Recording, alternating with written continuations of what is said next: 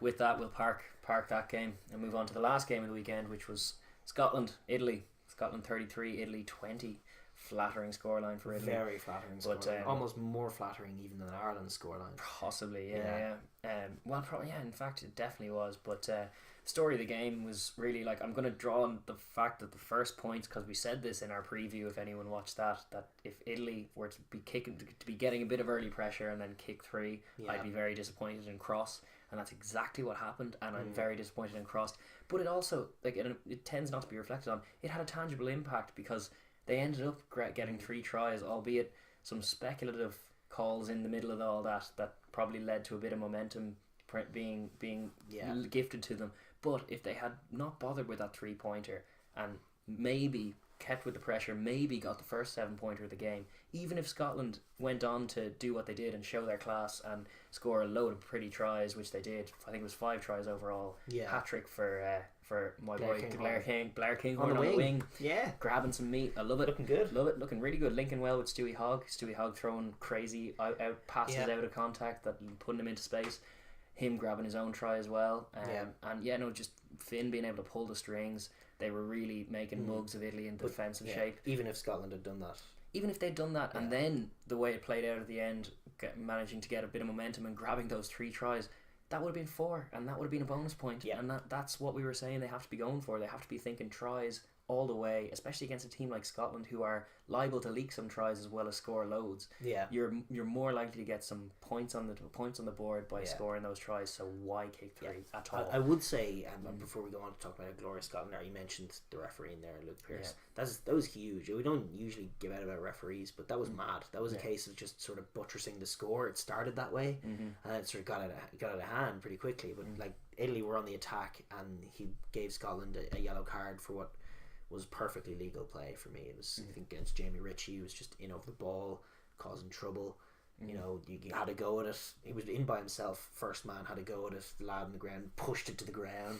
Had another go at it. I mean, he won the penalty and got carded for it. It was madness. Yeah. And then from that, Italy go and score a try. From the kickoff, Italy do a terrible kick. Stuart Hogg, who was brilliant all day, punished them and ran in for a counter-attacking try. One of the tries of the tournament, which was now insta-called, not TMO'd, insta-called as crossing, and was revealed on the replay to be a dubious call. Yeah, at best. A cut, like it was like a nudge on a tight head prop. It was the tight head prop nudging Ali Price out of but in terms of like the alleged block was on a tight head prop who was no more going to make a tackle on Stuart Hogg. That space.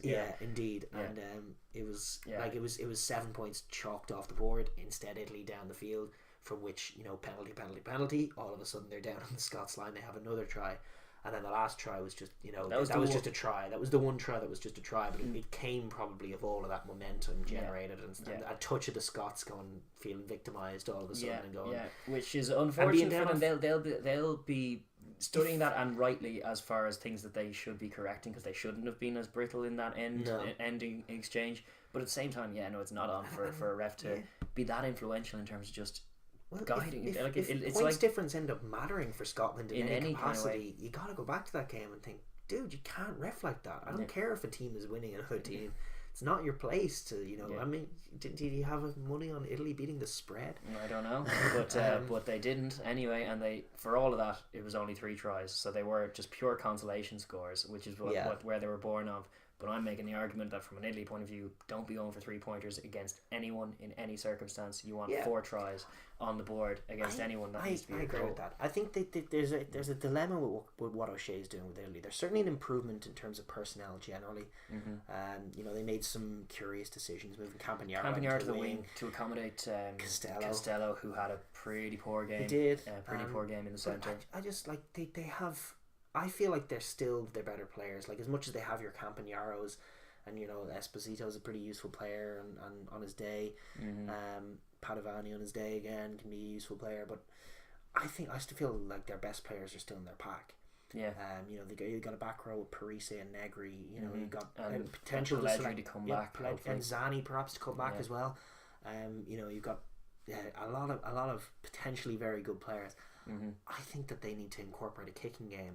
I think they need to be kicking. I think they need to be playing games in the opposition 22. I think they need a couple of players who can make those kicks happen. Yeah. I thought Hayward was good value for covering the backfield. Yeah. I would persist with him Mm-hmm. and use his boot because I know he has a good boot. You know, from watching him in Treviso and also back, I think, with the Reds back in the day. Mm-hmm. Like, he can definitely kick the leather off a ball.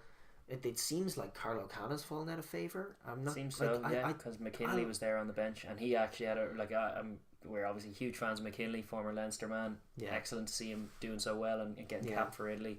He did have a shocker, to be honest. He was found wanting a bit in defence. Like, there's definitely that difficult decision in the sense that they're a team that, as you say, needs tries, which is why no matter what, the 3-point call is maddening. Yeah. But Tommy Allen is probably a guy, and we've seen the evidence that he's certainly a guy who's more capable of doing that, making that something from nothing, running through a couple of players, actually grabbing a try. He's pretty good at sniffing out a try, where Carlo Canna definitely isn't. Yeah, he's too deep more often than not, indeed, and a little bit slighter. Yeah, so maybe you can play with the option of an Allen at 15 or at 12. Play Hayward into the game a bit more, but I would like to see Canna in there just because I don't think Tommy Allen has any kind of a kicking game, and I think it'll see him kick it. And I think Italy need it. I think Italy need to put the ball in behind teams, play them up on the try and turn the defence a bit. Play a bit of 10-man rugby, and just because you're playing 10-man rugby again doesn't mean that you need to kick 3-pointers.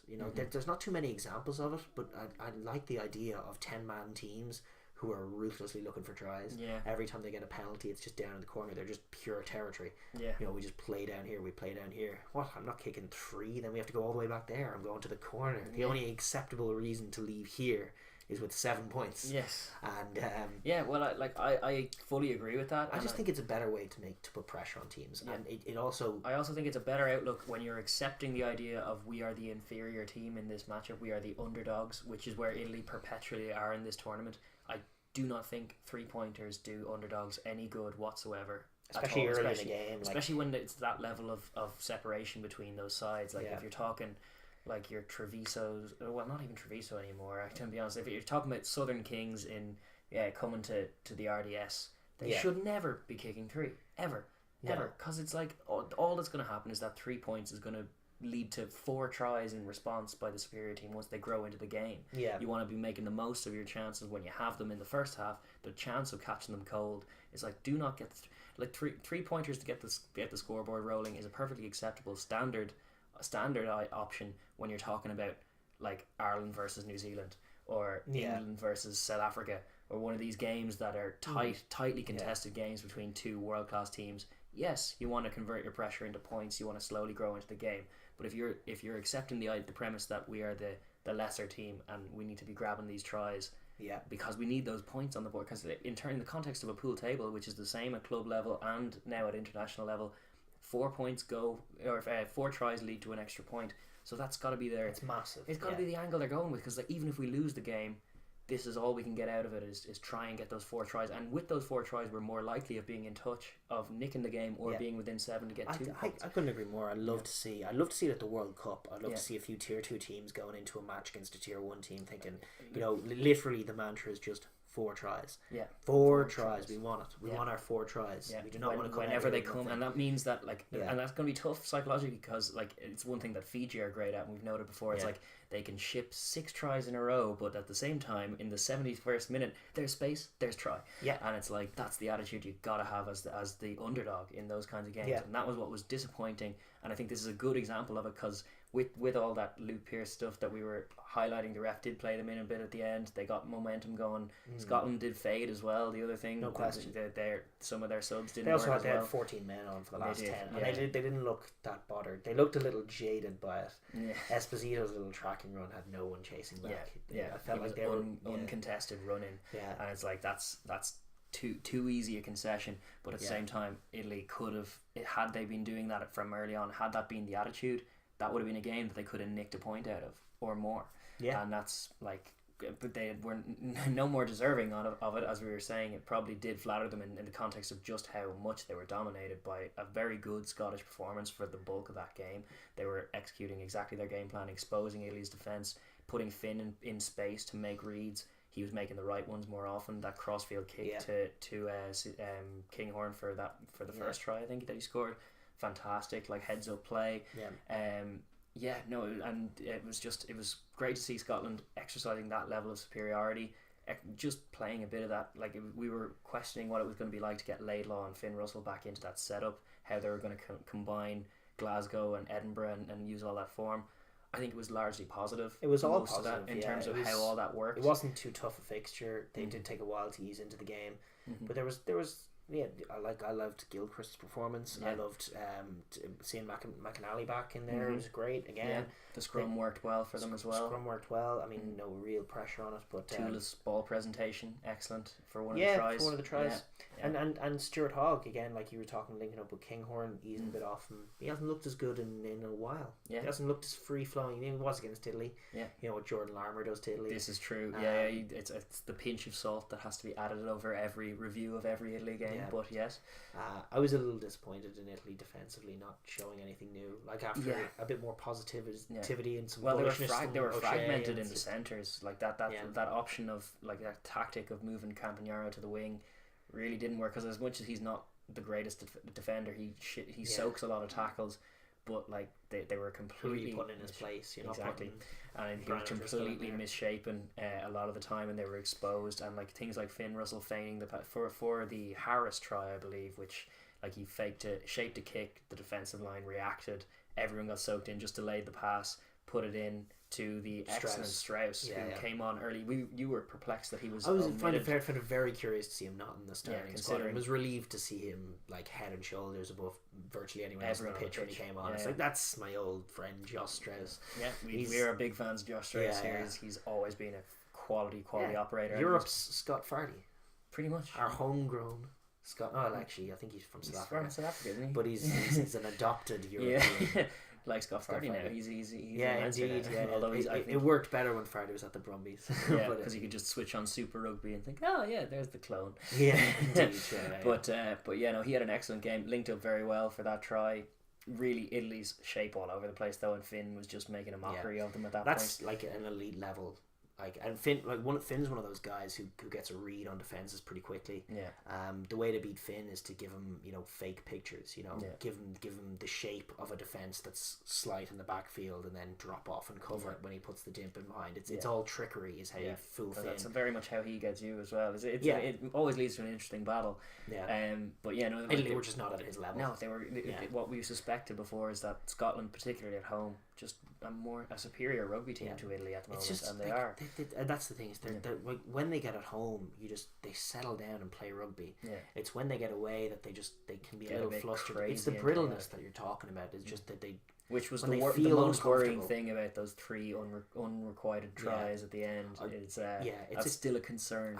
I don't know. Like it felt quite similar to Ireland's game against Italy last year. Even though those Italian tries were almost more earned. Yeah.